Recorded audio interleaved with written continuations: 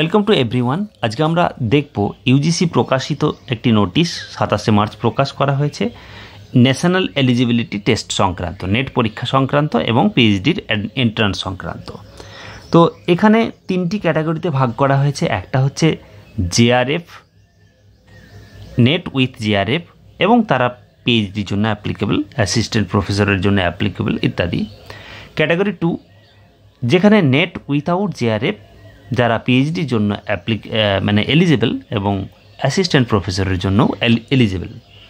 Category 3 যারা net pass করবে only for PhD, শুধুমাত্র পিএইচডির জন্য একটা নেট আলাদা করে থাকছে এখানে, যারা অ্যাসিস্ট্যান্ট প্রফেসর বা জেআরএফের জন্য অ্যাপ্লাই করতে পারবে না, এলিজিবল নয়, কিন্তু পিএইচডির জন্য তারা এলিজিবল। এই তিনটি ক্যাটাগরি বিশদে আরেকবার দেখে নেব টেবিল থেকে। টেবিলে কী বলছে না, জেআরএফ ক্যান্ডিডেট অ্যাসিস্ট্যান্ট ক্যাটাগরি 1 তারা জেআরএফ পাবে, রিসার্চের ফেলোশিপ পাবে যদি রিসার্চ করে। অ্যাসিস্ট্যান্ট প্রফেসরের জন্য অ্যাপ্লাই করতে পারবে যদি তারা কোয়ালিফাই করে, ইন্টারভিউ ফেস করে কোয়ালিফাই করতে পারে, তাহলে অ্যাসিস্ট্যান্ট প্রফেসরের জন্য তারা এলিজিবল। এবং পিএইচডির জন্য পিএইচডি অ্যাডমিশনের জন্য তারা অ্যাপ্লাই করতে পারে। 2 নম্বর ক্যাটাগরি, তারা জেআরএফের জন্য অ্যাপ্লাই করতে পারবে না, তারা শুধুমাত্র অ্যাসিস্ট্যান্ট প্রফেসরের জন্য এলিজিবল এবং পিএইচডির জন্য অ্যাপ্লাই করতে পারবে। ক্যাটাগরি 3 তারা জেআরএফের জন্য এলিজিবল নয়, পিএইচডি অ্যাসিস্ট্যান্ট প্রফেসরের জন্য এলিজিবল নয়, শুধুমাত্র তারা পিএইচডির জন্য অ্যাপ্লাই করতে পারবে। এখানে ক্যাটাগরি 3 ক্ষেত্রে ইন্টারভিউ যেটা হবে, সেই ইন্টারভিউয়ে 30-70 অর্থাৎ 30 নাম্বার ইন্টারভিউয়ে থাকবে। ফর এক্সাম্পল 100 নাম্বারের যদি পরীক্ষা হয় 30 নাম্বার অর্থাৎ 30%, 50 নাম্বারের পরীক্ষা হলে ওই 30-70 অনুপাতে ভাগ করে নিতে হবে। তো যাই হোক, এখানে 30% হচ্ছে কি ইন্টারভিউ এবং 70% ওয়েটেজ দেওয়া হচ্ছে তাদের নেটের স্কোর।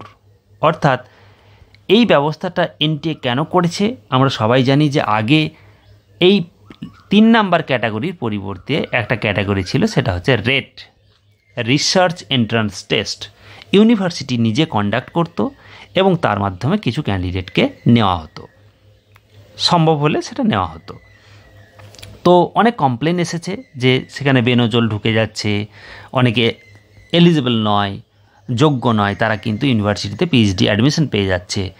এই বেনজলটাকে আটকানোর জন্য ইউজিসির এটা একটা প্রচেষ্টা।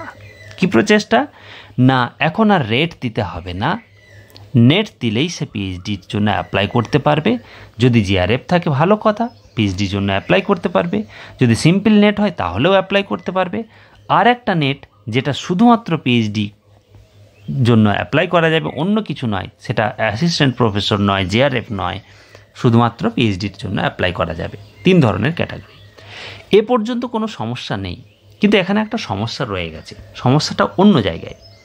সমস্যাটা কি না, এখানে বলা হচ্ছে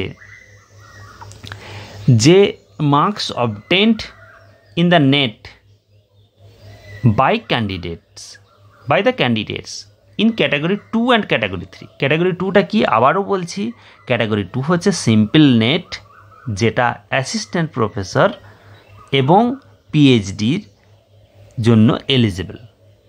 আর ক্যাটাগরি 3টা কি, সেটা হচ্ছে simple net only for PhD, net for PhD.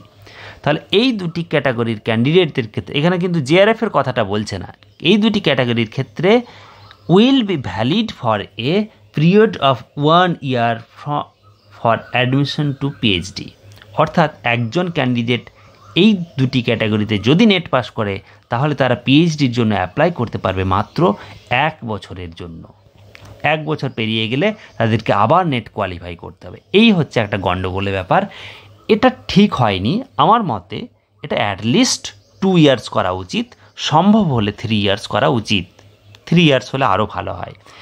এখানে জেআরএফের জন্য, যেখানে যারা জেআরএফ কোয়ালিফাই করবে, তাদের যেহেতু তাদের সম্পর্কে কিছু বলা নেই, তার অর্থ হচ্ছে এই যে তাদের 3 year জেআরএফ ভ্যালিডিটিটাই বহাল থাকছে। অর্থাৎ নোটিশে যেহেতু আর নতুন কোনো চেঞ্জ করা হয়নি, তাহলে জেআরএফ যারা পাস করবে তারা 3 বছরের ভ্যালিডিটি নিয়ে পাস করবে, 3 বছর তারা পিএইচডিতে অ্যাপ্লাই করতে পারবে ইত্যাদি।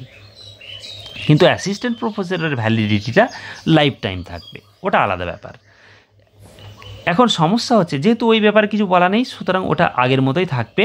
এখন সমস্যা হচ্ছে যারা সিম্পল নেট পাস করবে তারা আগে কি ছিল, আগে তারা পিএইচডিতে যখন খুশি অ্যাপ্লাই করতে পারতো, কোনো লিমিটেশন ছিল না।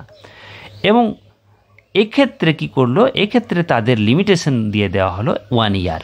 এটার জন্য আমার মনে হয় একটা গণ আন্দোলনের দরকার, মেলের দরকার, যার মাধ্যমে তারা এই পয়েন্টটাকে হাইলাইট করে বা এই পয়েন্টটাকে এইভাবে মার্ক করে তোমরা সকলে চেষ্টা করো যে এই পয়েন্টটাকে অন্তত 3 বছরের জন্য যাতে করা হয়। কারণ একটা স্টুডেন্ট সারা বছর ধরে, সারা জীবন ধরে বারবার ওই নেট পাস করে যাবে, এটা কিন্তু খুব কষ্টকর। তাই পিএইচডির অ্যাডমিশনের জন্য তারা যাতে অন্তত 3 বছর সময় পায়, এই আন্দোলন করার জন্য তোমরা এগিয়ে যাও। আর একটা বিষয়, পূর্বে যারা নেট পাস করেছে, অর্থাৎ এই নোটিশ প্রকাশ হওয়ার আগে 27 মার্চ 2024 যে নোটিশ, তার আগে যারা নেট পাস করেছে তাদের কি হবে সে ব্যাপারে কিছু বলা হয়নি, স্পেশাল করে এখানে কিছু মেনশন করা হয়নি। নিশ্চয়ই তাদের ফলো আপ কোনো গাইডলাইন্স ইউজিসি থেকে প্রকাশ করা হবে, অথবা তারা আগের নিয়মেও বহাল থাকতে পারে। তবে আরেকটা পয়েন্ট, যে 1 বছরের নেটের ভ্যালিডিটি করলেও যারা নেট কোয়ালিফাই করবে ফর পিএইচডি অনলি, তাদের কাট অফ মার্কস কিন্তু অনেকটাই কম হবে। অর্থাৎ তারা খুব সহজে কিন্তু নেট পাস করবে। আগে যেমন নেট পাস করাটা খুব কঠিন ছিল, তবে নেট ফর জেআরএফ এর কাট অফ কিন্তু বেশি থাকবে, হাই থাকবে। সিম্পল নেট যেটা কিনা অ্যাসিস্ট্যান্ট প্রফেসর অ্যান্ড পিএইচডি, ওটার পার্সেন্টেজটাও হাই থাকবে। কিন্তু নেট ফর অনলি পিএইচডি, যেহেতু এটা 1 বছরের ভ্যালিডিটি, বারবার যাতে স্টুডেন্টরা পাস করতে পারে, সেজন্য কাট অফ মার্কসটাও কিন্তু কম থাকবে। এটাও খুব যে চিন্তার তা কিন্তু নয়, কিন্তু বারবার পরীক্ষার জন্য ফর্ম ফিল আপ করতে হবে, এটাও একটা ব্যাপার। তো এগুলোর জন্য তোমরা ঠিক একটা পথ বেছে নাও, সেভাবে এগিয়ে চলো। সকলের ভালো হোক। Thank you.